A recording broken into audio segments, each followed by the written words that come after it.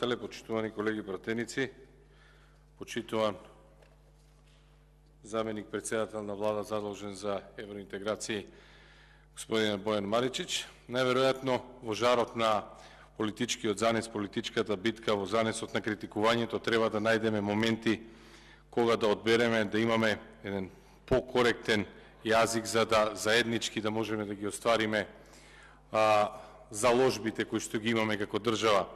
И можеби моментите кога ќе стигнат извештаите од Европската комисија треба да се остави настрана партиската припадност и да разговараме вистински за резултатите кои што ги постигнала една политика, и затоа што станува збор за извештаи, останува многу малку простор за да може да бидат толкувани на еден или на друг начин. За жал и денеска видовме повторно дека се внесува одредена доза на поларизација и кога зборувате од оваа говорница, ќе кажете нашите заложби наспроти вашите, и тоа го рековте во неколку наврати.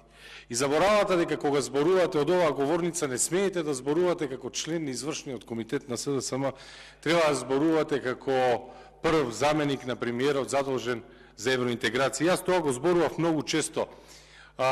Кога ги промовираме европските вредности, можеме да ги промовираме инклузивно, каде што се вклучени сите, или ексклузивно, каде што само вашите се вистински, а сите други се исклучуваат од тој процес. Меѓутоа, овој момент, кога стигнува извештајот, можеме вашите заложби и сето она што сте го направиле да го квантифицираме, да го изразиме во бројки, и ние, и стручната јавност, и аналитичарите, и останува фактот дека повторно добивате слаба оценка. Останува фактот дека повторно како влада не успевате да се справите со клучните проблеми. А верувајте ми, граѓаните во Македонија, и македонците, и албанците, и србите, и бошњаците, сите имаат една единствена заедничка желба, и тоа не мислам на нивните потреби за храна, не мислам за нивните потреби за правосудство, за правда, за правен систем, и тоа го сакаат.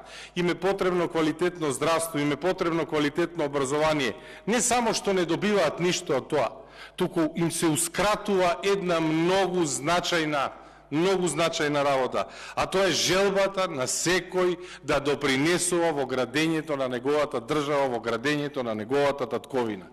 Зошто? Затоа што вие успевате за ваши тесно партиски интереси да ги киднапирате евроинтеграцијските процеси, да ги представите како партиска програма и без срам кога зборуваме за извештајот да велите ние наспроти вас како да се наоѓаме на партиски митинг. И ајде да погледнеме она што вие го зборувате, односно многу често ќе спомнете за уставните измени. Ајде да видиме колку пати уставни измени се споменани во извештајот на Европската комисија. Знаете колку пати? Еднаш. Само еднаш. На страна 11. Знаете што пишува? Собранието и владата, внимавајте македонска јавност, затоа што овде ќе падне најголемата лага на оваа влада.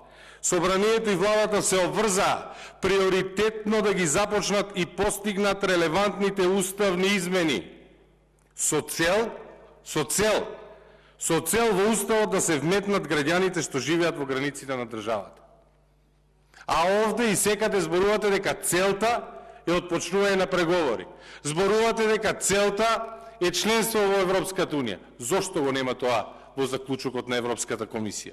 Зошто уставните измени со кои ја труете јавноста и велите дека е единствениот предуслов во извештајот ке се најдат маргинално споменати само на страна 11, и тоа пишува со цел во уставот да се вметнат граѓаните што живеат во границите на државата. Целта која вие велите дека е потребна да ги направиме уставните измени е многу поразлична кога гостувате во емисии, кога говорите од говорница, и е различна од она што ја гледаме во формалните документи, односно во извештајот на Европската комисија. Бугарија, спомената 11 пати. Знаете каде е најчесто спомената Бугарија? Страна 11, страна 67, страна 7, страна 79. Регионална сообраќајна поврзаност напредува бавно. Постигнат е одреден напредок за наградба на главна патна мрежа. Откако беше пропуштен вториот рок за завршување изградбата на автопатот Кичево-Охрид, рокот за завршување беше продолжен уште 2 години. Страна 111. Изградба на железничкиот коридор 8 кон Бугарија се соочува со значителни одложувања. Зошто не и кажете на јавноста дека исто во овој извештај на Европската комисија, кога станува збор за јавни набавки, пишува вака: националните органи треба да применуваат поефикасни антикорупцијски мерки во циклусот на набавка. Законот за стратегиско партнерство, кој беше донесен минатата година за изградба на коридорот 8 и на дел од коридорот 10, предизвикува загриженост. Зошто не кажете дека оние фудбалерите кои што играа во Министерството за правда си додаваа со топка и шутираа на мали кошчиња, дека нивната работа заврши во извештајот на Европската комисија и вели дека предизвикува загриженост. На вистина предизвикува загриженост, не само во македонската јавност, затоа што јавноста види дека проект кој што треба да чини 1,3 милиарди евра, кој што ќе ги задолжи и нашите деца и нашите внуци и генерации кои што доаѓаат, а ги исклучуваат оние кои што се играат фудбалче на мали голчиња, и истите тие видовме дека за еден ваков проект започна, односно владата, започна со доделување на тендер за надзор вреден 22 милиони евра на фирма, која што, замислете, лиценцата за надзорот го добива по објавување на јавниот повик. Кажете ми, кога ќе го погледнеме структурата која што треба да го контролира надзорот, кажете ми некоја друга држава во светот каде што кинези ќе вршат надзор над америчка компанија. Меѓутоа, кај вас тоа оди многу едноставно. И тоа не се единствените поразителни податоци кои што ќе ги најдеме во овој извештај. Ќе видиме дека пари за образование нема. Се наоѓаме под просекот.